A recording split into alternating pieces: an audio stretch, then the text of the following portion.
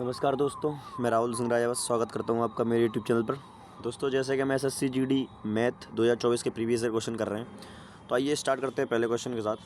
लिखा है सिंप्लीफिकेशन है तो 14 अट्ठे 112 होता है, प्लस कर देंगे 9 दूनी 18, 1 9 चौक 36 1 37, है ना। तो प्लस 8 2 10, 8 8 9 और ये 490, माइनस कर दो इसमें से कितना, 3 3 का 9, 3 7 21। तो 7 में से 10 में 7 जाएंगे, 3 बचेगा, लेकिन सब में 3 3 आ रहा है। तो क्या कर लेंगे, 8 में से 3 घटाएंगे, लास्ट में 53 आएगा। कितना आएगा, 53। एक ही ऑप्शन खत्म सवाल। नेक्स्ट क्वेश्चन देखेंगे। अगला क्वेश्चन है कि एक मोबाइल पर अर्जित लाभ उसके क्रय मूल्य से 250% अधिक है। मतलब अगर क्रय मूल्य 100 रहा होगा तो 250 का लाभ लेना है, तो 350 में बेचा गया होगा, सॉरी 350 में। बोला है कि क्रय मूल्य 50% वृद्धि कर दी जाए और विक्रय मूल्य अपरिवर्तित रहे तो नया लाभ बताओ। तो क्रय मूल्य में कितनी वृद्धि करनी, 50%। तो मतलब अब नया क्रय मूल्य कितना होगा, 150। लाभ पहले जितना ही है, तो कितना हो गया लाभ, 200 रुपये का। कितने पर, 150 पर, गुणा 100। यहाँ से काटेंगे 4, यहाँ से काटेंगे 3, 400/300 मतलब 3 एकम 3, सॉरी 3 एकम 3 और 133.33%, यही मेरा आंसर होगा। बोला एक शर्ट का विक्रय मूल्य उसके क्रय मूल्य का 35% है। एक शर्ट का विक्रय मूल्य उसके क्रय मूल्य का 35% है। मतलब 100 की चीज़ 35 का लॉस लेके बेचेंगे तो कितने में बेचेंगे, 65 में। सॉरी हाँ, 35 में तो बेच रहे हैं, तो हानि कितनी होगी, 65% की होगी। इसको तो करना भी नहीं है। बोला है EFG मिलकर किसी काम को 20 दिनों में कर सकते हैं, EFB मिलकर 50 दिनों में कर सकते हैं। तो जी की क्षमता बताओ। देखो EFG काम मान लो 50 और 100 काम मान लो 100। इन EFG की मिलाकर आएगी 5 क्षमता और इसकी आएगी 2। तो जो जी बचा उसकी क्षमता आ गई 3। 5 में से 2 जाएंगे, 3 बचेगा ना। और 3 काम करना है, सॉरी 3 की क्षमता 100 काम करना, तो ये आ गया 100 सॉरी 100, ये नहीं आंसर होगा, ये वाला आंसर है 100/3। ठीक है। नेक्स्ट क्वेश्चन देखेंगे। 2 वर्ष के लिए 24,000 रुपये पर चक्रवर्ती ब्याज अर्धवार्षिक रूप से संयोजित 25,776.4 रुपये वार्षिक ब्याज दर लगाओ। इस क्वेश्चन को थोड़ा सा ध्यान से देखना दोस्त। पहले क्या करते हैं अपन, कंपाउंड। अब देखो पहले जो देखो कि अर्धवार्षिक है, अर्धवार्षिक है मतलब तो रेट 4 बार लगेगी कि नहीं लगेगी, क्योंकि 6 के 4 स्लॉट बनेंगे, 6 + 6 + 6 + 6, है ना। 6 6 12 18 4 24 साल, है ना। अब देखो, तो पहले मैं क्या करता हूँ, कंपाउंड इसका प्रिंसिपल का और CI का इंटरेस्ट ले लेता हूँ रेशियो। तो जाएगा 24,000, तो ये रहा। और देखो यहाँ से एक पॉइंट हटा दूंगा यहाँ से, तो ये आ जाएगा 4 जीरो यहाँ लग जाएंगे, ठीक है। और ये बचेगा आपका 25,776.4, है ना। समझ में आ गया कि नहीं। 8 से कट रहा है, 8 3 24, सॉरी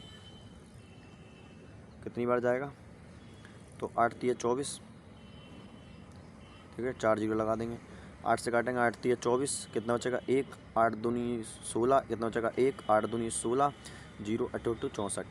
अभी 8 से कट रहा है, 8 दूनी 16, 8 से 48 कट रहा है, 8 से काट दो इसको, तो 8 3 24, कितना बचेगा 6, 8 7 56, कितना बचा 4, 8 5 40, 1350। यहाँ से काटेंगे इसको, कितना था ये, 8 3 24, 8 दूनी 8 चौक 32, 0 8 दूनी 16, 4 बचेंगे, 8 6 48। फिर काट दो, किससे कट रहा है, 2 से तो काट ही लो इसको, 2 एकम 2, 2 अट्ठे 16, 2 सत्ते 14, 2 पंचे 10। ये आ जाएगा 20 और 13। फिर देखेंगे 3 से कट रहा है क्या, 4 2 6, 6 7 5 बार कट रहा है, तो जाएगा 3 6 18 और 3 दूनी 6, 3 पंचे 15। इससे काटेंगे इसको, तो जाएगा 3 6 18, 2 बचेंगे, 3 7 21, 3 एकम 3। अब देखो ये आ गया कंपाउंड, ये आ गया आपका अमाउंट, और ये आ गया, सॉरी ये आपके प्रिंसिपल है और ये आपका ब्याज है। अब जानते हैं, आप जानते होंगे कि जब रेट पूछती है और इतना अमाउंट दे के इतना धन रखते हैं, तो अपन रेशियो लेते किसके, आखिरकार अपन लेते हैं प्रिंसिपल प्लस अमाउंट का। ये तो भी प्रिंसिपल को तो आ गया अपने पास, और ये भी ब्याज है, तो इसमें अपन को अमाउंट जोड़ना पड़ेगा, सॉरी प्रिंसिपल जोड़ना पड़ेगा। प्रिंसिपल कितना है, 625। तो जब 625 मैं जोड़ूंगा किस में, 671 में, तो ये नया बिल का आएगा 6 5 2 7, 7 2 9, सॉरी, और 6 6 12। तो आपको ये लास्ट में दिखाई देगा कि सर ये तो 5 की पावर 4 लिखा है 625, और ये लिखा है 6 6 36 का स्क्वायर, मतलब 6 की पावर 4। कितना है ये, 6 की पावर 4। तो कोई राशि 5 से 6 हो रही है, मतलब 5 से 6 पे मतलब 1 का ब्याज मिल रहा है, तो बटे 100, है ना। तो कितना आ जाएगा, 20%। कितना आ जाएगा, 20%। ये लेकिन ये 1 साल की है ना। क्या है ये, 1 साल की है, 5 से 6 हो रही है ना, ये 1 साल के पूछा क्या है ये आपसे, आधे साल की पूछी गई है। तो देखो ये कितना हो जाएगा 40%, कितनी हो जाएगी 40%। समझ में आ गया कि नहीं आ गया? आ जाइए नेक्स्ट क्वेश्चन देखेंगे।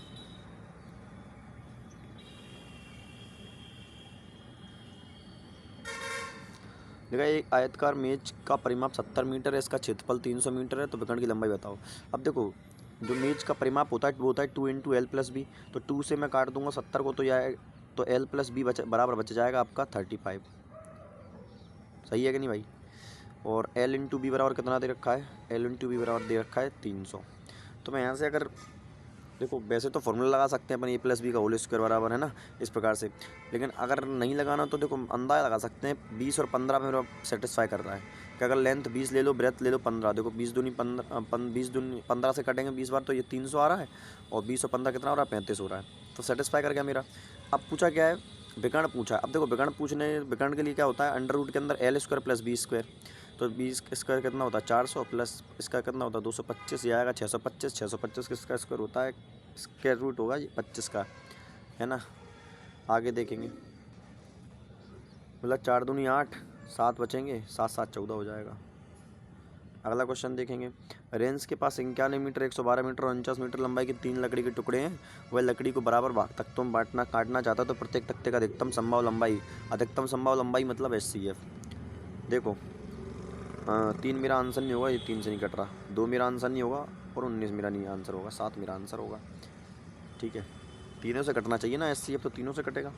एक मूलधन 8 वर्ष की साधारण ब्याज प्रदर्शन 2 वर्षों में 320 हो जाता है। ब्याज 220 है 2 सालों में, तो एक वर्ष में कितना 160 होगा। 8% की वैल्यू कितनी 160, 1% की वैल्यू कितनी 8 दूनी 16, और 2% की वैल्यू 100% की वैल्यू ये 2000। समझ में आया कि नहीं आया? वरना P into R into T लगा कर अपना आंसर निकाल लेना। ठीक है, चलो अरे रुक जा भाई।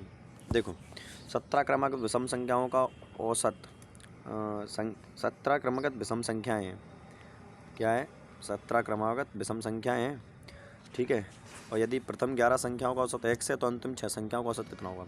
अच्छा मुझे बताओ, अगर मैं 11 संख्या की बात करूँ तो 11वीं संख्या जैसे 1 2 3 4 5 6 है ना, 7 8 9 10 11, तो देखो 5 यहाँ छोड़ दो और 5 ये छोड़ दो, तो ये आपका x रहा होगा।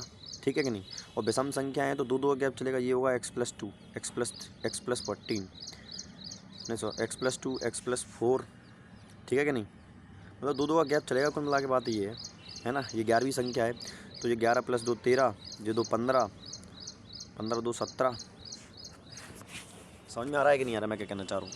अगर ये औसत x है, अब देखो यहाँ 6 संख्याओं का पूछा है, जो कितनी हो गई 11, ये हो गई 12 13 14 15 16 और 17। तो देखो इसका औसत पूछा जो बीच में आएगा, क्योंकि 6 संख्याएँ ये हो गई, 3 संख्या यहाँ छोड़ दी, 3 संख्या यहाँ छोड़ दी। अब मुझे यहाँ से यहाँ तक जाना है, तो कैसे जाऊँगा भाई? औसत में 2 2 का गैप होता है, तो अगली संख्या क्या होगी x+2 x+4 x+8 x+10 इस प्रकार से चलेगी। लेकिन जब मैं यहाँ पर आऊँगा तो यहाँ पर ये वाली संख्या तो x+16 होगी। कितनी होगी x+16 होगी कि नहीं होगी? और फिर ये x+18 होगी। लेकिन अगर ये x+16 है, ये x+18 है, तो तुम इसका औसत ही निकाल सकते हैं। सर ऐसे निकाल सकते हैं x+16 first into last x+18 और बटे 2 कर दो, तो 2x करेंगे तो ये आ जाएगा 2x + 16 + 18 कितना होता है 16 8 24 24 34 बटे 2, तो 2 से डिवाइड देंगे, ये जाएगा x बार और ये जाएगा 17 बार, तो आंसर कितना आ गया x+17। ये मेरा आंसर हो गया। समझ में आया कि नहीं आया? अब देखो इसको मिटा लेते हैं ज़रा, क्वेश्चन बड़ा हो गया भाई, है ना। चलो आ जाओ। बोला गया है ए बी से 3 गुना तेज है, ए बी से 3 गुना तेज है। ठीक है, बी सी से 2 गुना तेज है, तो बी जो है सी से 2 गुना तेज है। तो रेशियो निकाल लेंगे 1, यहाँ पे आ जाएगा 2, 3 दूनी 6, 2 एकम 2 एकम 1। ठीक है, अब देखो ये क्या है, इनकी इफिशियंसी का रेशियो है। अब टाइम, और ये बोला कि ये कोई यात्रा सी 66 मिनट में तय करता है। अब देखो टाइम का रेशियो उल्टा होता है, तो अगर टाइम का रेशियो निकालूंगा ये आएगा 1/6 1/2 और 1/1 है ना, उल्टा करना पड़ता है। तो देखो क्या करेंगे, इस रेशियो को सॉल्व करने के लिए क्या करना है, नीचे वाली संख्याओं का एलसीएम लेके मल्टीप्लाई कर दो। तो 6 एलसीएम आएगा, 6 से मल्टीप्लाई करूँगा, पहले में तो जाएगा 1, दूसरे में करूँगा जाएगा 3, तीसरे में करूँगा तो आएगा 6। हमारे हिसाब से सी को लग रहा है 6 टाइम, उसके हिसाब से 11, एक की वैल्यू होगी 11। तो पूछा किसका है, ए द्वारा लिया गया, तो ए की वैल्यू 1 है और 11 की वैल्यू क्या, ठीक है, मतलब 1 की वैल्यू 11 दी थी ना, 1 का मान 11 के बराबर था, तो 1 का 11 के बराबर आ गया, ठीक है। चलो नेक्स्ट क्वेश्चन देखेंगे भाई, नीले से करेंगे अब अपन। लगा पी और क्यू का अनुपात कितना है, पी और क्यू का जो अनुपात है वो है 5:3, और क्यू और आर का जो अनुपात है वो अनुपात है 2:5। जगह खाली है वहाँ भर दो, ठीक है। 10, 6 और 15। पूछा क्या भाई, क्यू प्लस पी आर का, क्यू 6 है प्लस पी आर कितना है 15, 10, 25, तो 6 और 25 जो है रेशियो आ गया। हालांकि डायरेक्ट भी कर सकते थे, यहाँ पर लिखने की ज़रूरत थी नहीं, ठीक है, मैंने पिछली क्लासों में किया है डायरेक्ट, आप भी ऐसे कर लेना। ये लिखना तो बस इसलिए कि समझाया था बस, ठीक है। आ जाओ, एक वस्तु का अंकित मूल्य क्रय मूल्य से का 60% है, अंकित मूल्य क्रय मूल्य का 60% है, मतलब अंकित मूल्य 100 है तो क्रय मूल्य 160 हो गया। 35 का डिस्काउंट दिया जाता है तो कितने में बेचेगा भाई, 7 का डिस्काउंट लेकर 13 में बेचेगा। 13/20 में 2 से काटूंगा इसको 0 बार, 2 से काटूंगा 8 बार, 13 8 104 होता है। तो 35 पे 100 की चीज़ 104 की बच रही है, तो 4% का डिस्काउंट हो गया, 4% का तो लाभ हो गया। मतलब एक अकेले किसी काम को 20 दिनों में पूरा कर सकता है, भाई एक से 50 दिनों में कर सकता है, ये दोनों एक साथ मिलकर शुरू करते हैं, लेकिन 5 दिनों के बाद एक्स काम छोड़ देता है, शेष काम को करने में भाई को कितना समय लगेगा। अब देखो इन दोनों की क्षमता एल से मान लेंगे 100, एक एक्स की क्षमता आ जाएगी 5 और वाई कितनी आ जाएगी 2, क्षमता कितनी दोनों की 7, 35 दिनों तक काम किया, काम बचा 65। अब भाई एक्स छोड़ देता है तो इसको 2 से करना पड़ेगा, तो कितना आएगा 32 का था 64, तो ये आ जाएगा 32.5। एक शहर की वर्तमान जनसंख्या इतनी है, 30% की वार्षिक दर से बढ़ती है, 2 वर्ष पहले की जनसंख्या पूछा है, मतलब 10 से कितनी हो रही है 13, ये आ गया स्क्वायर कर देंगे। तो मतलब अगर पहले 100 रही होगी तो अब कितनी हो जाएगी 169, हमारे हिसाब से 169, लेकिन आज की है कितनी 19260। अब देखो कितनी बार जा सकता है, 16×5 = 85, 16×6 = 96, तो 5 बार जाएगा। तो देखो 16×5 = 80 होता है, 800 ये आएगा, 9×5 = 45, कितना आएगा 5, 845 आएगा। तो यानी अगर मैं इसको काटूँ 5 बार तो जाएगा 845, कितना बचेगा, अब देखो 55 यहाँ से बच जाएगा और 12 ये, तो कितना होगा 7 और 6, और यह आ जाएगा यह बचा 6, तो 676 बचा। अब देखो 26 का मल्टीपल होता है तो कुल मिला के 5 बार जाएगा, क्योंकि 5 बार नहीं जाएगा, क्योंकि 16×5 = 80 होता है, तो 16×4 = 64, तो कुल मिला के 4 बार जाएगा। कितनी बार जाएगा 4 बार, बिल्कुल सही बात है, 4 बार जाएगा। तो 54, एक की वैल्यू आ जाएगी यहाँ से 540, क्योंकि 0 यहाँ एक्स्ट्रा बच रहा है, ये 0 एक्स्ट्रा बच रहा है, तो 100 की वैल्यू निकालेंगे तो 2 0 और चिपका दो, तो 54,000 आ जाएगा मेरा आंसर, ठीक है कि नहीं। अगला क्वेश्चन देखेंगे भाई, बारिश होने लगी है। एक वस्तु का अंकित मूल्य इतना है, उस पर 30% की छूट दी जाती है, वस्तु का विक्रय मूल्य बताओ। यानी 1960 रुपये की चीज़ है, 30% 7% का डिस्काउंट, मतलब 7/10, 0 से 0, 6 7 42, यूनिट रेट 2 सभी का है, 7×9 = 63 और 7×9 = 63 और 4 67, लास्ट में कितना आएगा 72, आंसर आ गया। अगर देखो बोला है कि एल एम से 3 गुना अधिक है, 3 गुना नहीं है 3 गुना अधिक है, तो मान चलो एम 1 है तो इसका 3 गुना 3, और 3 से ये 3 गुना अधिक है तो 3 अधिक है, तो ये कितना होगा 4। तो बोला एम एल से कितना प्रतिशत कम है, तो कितना कम है 3, किससे 4 से, 3/4 मतलब 75%। अगला देखो दो संख्याएं 8/9 के अनुपात है, दोनों संख्याओं का योग कितना है 9 8 17, हमारे हिसाब से 17, 17 × 100, तो 1 की वैल्यू आ गई 6, दोनों संख्याओं के बीच का अंतर कितना 8 और 1 का ही अंतर, 1 की वैल्यू 6 निकाल चुके हैं, सॉरी ये नहीं है 6 आंसर, ठीक है। अगला क्वेश्चन बोलेंगे सीता और गीता की औसत आयु 40 साल है, रीता सीता के स्थान ले लेती है तो औसत आयु 38 वर्ष हो जाती है, यदि रीतु गीता का स्थान ले लेती है तो औसत आयु 42 वर्ष हो जाती है। तो सीता गीता रीतु का आयु बताओ। कुछ नहीं है, ये क्वेश्चन क्या है, दोनों को जोड़कर 2 से डिवाइड, और जिसका पूछा है टाइम एंड वर्क जैसा क्वेश्चन है, मतलब रेशियो का क्वेश्चन है कुल मिला के। देखो सीता और गीता, तो सीता प्लस गीता की आयु औसत 40 है, उनका योग कितना होगा 80। अब बोला है कि रीतु सीता की जगह जाती है, तो रीतु प्लस गीता रह गई, तो रीतु और गीता का आयु योग कितना है 38 है, तो 2 8 16, 2 3 6 1 7, इनका योग 76 आ गया। अब बोला है कि यदि रीतु गीता का स्थान ले ले तो अब गीता चली जाएगी तो सीता बचेगी और बचेगी रीतु तो है ही, और तो इन दोनों का योग औसत कितना है 42, तो इनका योग आ जाएगा 84, जोड़ दो जरा, तो 6 4 10, 8 8 16 24, ये इनमें इन तीनों की उम्र 2 बार जुड़ गई होगी, तो एक बार हटानी पड़ेगी, तो डिवाइड कर दो, तो यानी तीनों की योग कितना आ गया 180। अब पूछा क्या है, तो तीनों की आयु पूछो, सबसे पहले सीता है सीता पहले वाली है ना, तो सीता की आयु निकाल दो।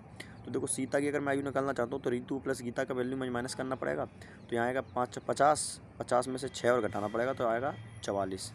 तो 44 साल सीता की आयु केवल 21 उम्र में है, बस आंसर मेरा आ गया 44 साल। ठीक है, आगे देखो इसको करेंगे तो ये 81/13, यहाँ गुणा का निशान लगेगा, जो पलटेगा जो भी आंसर आएगा।